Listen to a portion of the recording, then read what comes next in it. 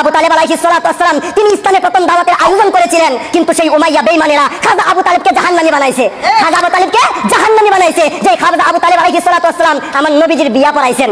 বিয়ার মধ্যে প্রথম শব্দ ছিল আলহামদুলিল্লাহ। আপনি যদি বলেন আবু তালেব কাফের, কুফরি করছে, মুশরিক, শিরক করছে, আমাকে দেখাতে হবে কোন শিরকটা করছে আবু তালেব। আপনি আমাকে দেখান, দেখান কোন শিরকটা করছে আবু তালেব। একজন ইতিমকে লালন পালন করলে আমার রাসূলুল্লাহ বলে আনা ওয়া কাফিলুল ইয়াতিমি ফিল জান্নাতি কাহাতাইন, আমি এবং ইতিমের লালন পালনকারী জান্নাতের ভিতরে এই দুইটা আঙ্গুল যেমন কাছে, আমি এবং ওই ব্যক্তিটা তেমন কাছাকাছি থাকবো। একজন ইতিমের লালন পালনকারী ক্ষেত্রে এই ঘোষণা, আর যিনি কাফিলুর রাসূল, আমার রাসূলকে লালন পালন করেছে, যিনি আমার রাসূলের জন্য সন্তানকে আগে আগে উঠায় দিয়েছে, আলী রে আঘাত হলে আগে তোর শরীরে লাগবে, আমার মুহাম্মাদের শরীরে যেন না লাগে। যে খাজা আবু তালেব আলাইহিস সালাতু ওয়াস সালাম মা খাদিজার জন্য নিজের পকেট থেকে মোহরানা আদায় করেছে। নাউজুবিল্লাহ, কত বড় জঘন্য কথাবার্তা সে বলতেছে।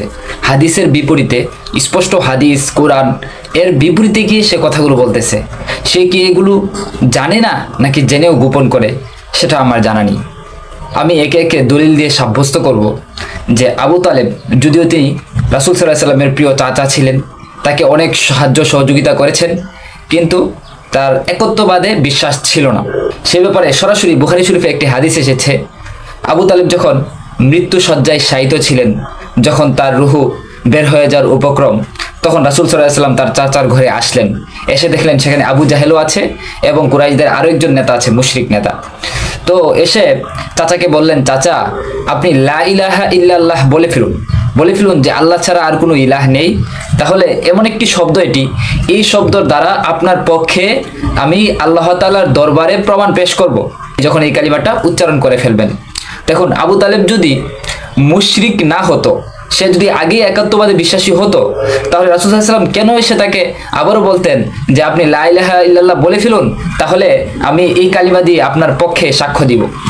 এরপরে কি আসছে দেখুন, আবু তালেব যখন ইসলাম ধর্ম গ্রহণ করার উপক্রম হয়ে গেলেন, তখন পাশে থাকা কুরাইশদের যে দুটি কাফের নেতা ছিল, আবু জাহেল ছিল এবং আরেকজন ছিল, তারা বলে উঠল, তুমি কি তোমার বাবা অর্থাৎ আব্দুল মুত্তালিবের ধর্মকে ছেড়ে দিবে? আব্দুল মুত্তালিব যেরকম শিরিক করে গেছে, তার সেই ধর্মকে কি তুমি ছেড়ে দিয়ে, বহু ঈশ্বরবাদী ধর্মকে ছেড়ে দিয়ে এক ঈশ্বরবাদী ধর্মকে তুমি গ্রহণ করবে? তখন আবু তালেবের মধ্যে একটা অহমিকা ভাব বা কি বলবো, নিজের গোত্রপ্রীতি এসে গেল। তখন তিনি বললেন, না আনা আলা দীনি আব্দুল মুত্তালিব, আমি আমার বাবা আব্দুল মুত্তালিবের ধর্ম ছাড়তে পারবো না। মুহাম্মদ জেনে রাখো, আমি আব্দুল মুত্তালিবের ধর্মের উপরেই আছি। ফাখতারান নার আল আরি, তো তার সম্পর্কে বলা হয় তিনি জাহান্নামের আগুনকে গ্রহণ করে নিলেন। লজ্জা, লাঞ্ছনা, এবং মানুষ যদি সে মরে যায়, তো তখন মানুষ যে বলতো যে আবু তালেব মৃত্যুর সময় ভয়ে সে তার বাবার ধর্ম ত্যাগ করেছে, তো এই যে একটি তার উপর একটি লজ্জাজনক কথা আসতো তার দৃষ্টিতে, তো সেটি থেকে বাঁচার জন্য সে জাহান্নামকে কবুল করে নিল এবং বলল, আনা আলা দীন আব্দুল মুত্তালিব, আমি আব্দুল মুত্তালিবের দিনের উপরই আছি। দেখুন এখানে যে শুধুমাত্র একটি দলিল আছে আবু তালেব মুশরিক হওয়ার ব্যাপারে, তিনি জাহান্নামী হওয়ার ব্যাপারে, এরকমটা নয়। এখানে আরো দলিল রয়েছে, বুখারী ও মুসলিম শরীফের হাদিস। আরেকটি হাদিসে এসেছে, ইন্না আহওয়ানা আহলিন নারি আযাবান ইয়াউমাল কিয়ামাতি আবু তালেব, নিশ্চয় কিয়ামতের দিন সবচেয়ে হালকা ও নরম শাস্তি যিনি ভোগ করবেন তিনি হলেন আবু তালেব। সবচেয়ে নরম শাস্তি কি? এটা বলা হচ্ছে ইয়ান্তাইলু বিনা আলাইনি, তিনি এমন দুটি জুতা পরিধান করবেন, ইয়াগলি মিনহুমা দিমাগুহু, যে জুতার উত্তপ্ততায় তার মাথার দিমাগ, মগজ এটিও টকবক করে ফুটতে থাকবে। তো এখানেও কি বুঝলেন, তিনি যদি মুসলমান হতেন তাহলে তাকে কি এই শাস্তি প্রদান করা হতো? হ্যাঁ, তাকে সবচেয়ে নরম ও হালকা শাস্তি দেওয়া হয়েছে। কেন দেওয়া হয়েছে? ওই যে বক্তা সাহেব বলতেছিলেন যে ইনি এই উপকার করেছেন, এই উপকার করেছেন, এ সমস্ত উপকারের কারণে ওনার শাস্তিটা হালকা হয়েছে, তবে তিনি শাস্তি থেকে বাঁচতে পারবেন না। কারণ আমরা জানি কোরআনে আয়াতে এসেছে, ইন্নাল্লাহা লা ইয়াগফিরু আন ইউশরাকা বিহি ওয়া ইয়াগফিরু মা দুনা যালিকা লিমান ইয়াশা, নিশ্চয়ই আল্লাহ তাআলা ক্ষমা করেন না যে তার সাথে শরীক করা হবে, এটাকে তিনি ক্ষমা করতে পারেন না। ওয়া ইয়াগফিরু মা দুনা যালিকা লিমান ইয়াশা, শিরিক ছাড়া অন্য যে কোনো অপরাধ আল্লাহ তাআলা ক্ষমা করতে পারেন। এছাড়া আরো দলিল শুনি আমরা আরেকটি আয়াতের মধ্যে। এখন আমরা কোরআনে আসবো। কোরআনের আয়াতে এসেছে, মা কানা লিন নাবিয়্যি ওয়াল্লাযীনা আমানু আন ইস্তাগফিরু লিল মুশরিকিন ওয়ালাউ কানু উলি কুরবা। ওই যে প্রথম হাদিস যে বলেছিলাম যে আবু তালেব মৃত্যুর সময় রাসূল বলেছিলেন যে আপনি লা ইলাহা ইল্লাল্লাহ বাক্যটি বলে ফেলুন, তাহলে এই বাক্য দ্বারা আপনার পক্ষে আমি আল্লাহ তাআলার মজলিসে, আল্লাহ তাআলার দরবারে সাক্ষী হব।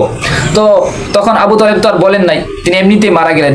এরপরও রাসূল সাল্লাল্লাহু আলাইহি ওয়াসাল্লাম যেহেতু তার চাচার প্রতি খুবই মহব্বত ছিল, তাই তিনি বললেন, যতদিন পর্যন্ত আল্লাহ আমাকে নিষেধ না করবে ততদিন পর্যন্ত আমি আপনার জন্য ক্ষমা চাইতেই থাকবো।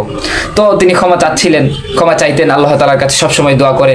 তো আল্লাহ তাআলা কোরআনে আয়াত নাজিল করে দিলেন, মা কানা লিন নাবিয়্যি ওয়াল্লাযীনা আমানু আন ইস্তাগফিরু লিল মুশরিকিন, নিশ্চয়ই নবী এবং নবীর সাথে যারা ঈমান গ্রহণ করেছে সাহাবীরা, তাদের কারোর জন্য উচিত নয় আন ইস্তাগফিরু, তারা ক্ষমা প্রার্থনা করা, লিল মুশরিকিন, মুশরিকদের জন্য ক্ষমা প্রার্থনা করা, ওয়ালাউ কানু উলি কুরবা, যদিও তারা নিকটাত্মীয় হয়, মিন বা'দি মা তাবায়্যানা লাহুম আন্নাহুম আসহাবুন নার, তাদের কাছে এই কথা স্পষ্ট হয়ে যাওয়ার পরে যে তারা হলো জাহান্নামের অধিবাসী, যেহেতু তারা শিরিক করেছে তাই তারা জাহান্নামের অধিবাসী।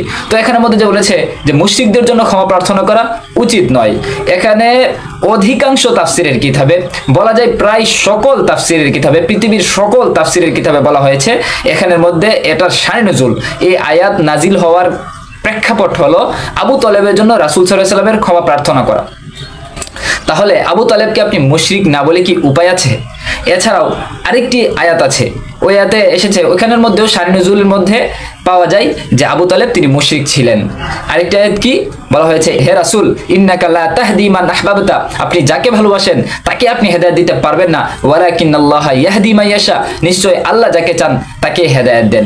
তো এখানে শানে নজুলের মধ্যেও তাফসিরে ইবনে কাসির, তাফসিরে কুরতুবী, তাফসিরে তবারানি, অধিকাংশ তাফসিরের কিতাবে এটি এসেছে যে এখানে রাসূল সাল্লাল্লাহু আলাইহি ওয়াসাল্লাম যাকে ভালোবাসেন তাকে হেদায়েত দিতে পারবেন না।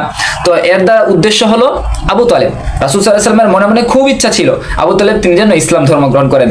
তখন আল্লাহ তাআলা আয়াত নাজিল করে দিলেন, আপনি যাকে ভালোবাসেন তাকে আপনি চাইলেই হেদায়েত দিতে পারবেন না, আল্লাহ চাইলেই তবেই তার হেদায়েত নসিব হবে। তো এই সকল কোরআনের আয়াত এবং হাদিস দ্বারা আমরা এটাই বুঝতে পারি যে আবু তালেব যদিও রাসূল সাল্লাল্লাহু আলাইহি ওয়াসাল্লামের অনেক সাহায্য সহযোগিতা করেছেন, কিন্তু এতদ সত্ত্বেও তিনি একজন মুশরিক ছিলেন। তো বক্তা সাহেব তিনি কি না জেনেই বললেন নাকি জেনেও তিনি এরকম অজ্ঞতার পরিচয় দিলেন? দল্লা ও আদল্লা তাদের ক্ষেত্রেই হয়তো বলা হয়েছে যে তারা নিজেরাও গুমরা হয়ে গিয়েছে এবং জাতিকেও গুমরা করেছে। তাই আবেগ দিয়ে নয়, বিবেক দিয়ে এই দলিলগুলো পর্যালোচনা করবেন, বিবেচনা করবেন, এটি হলো আমার আপনাদের কাছে আরজি। এতক্ষণ দলিলাদিলাগুলো আমাদের সাথে থেকে শোনার জন্য জাযাকুমুল্লাহ। আল্লাহ তাআলা আমাদের সকলকে কুরআন ও হাদিসের সঠিক বুঝ গ্রহণ করার তৌফিক দান করুন এবং মিথ্যা ও জালিয়াতি যা আছে সবকিছু থেকে নিজেদেরকে পরিহার করার তৌফিক দান করুন। আমিন।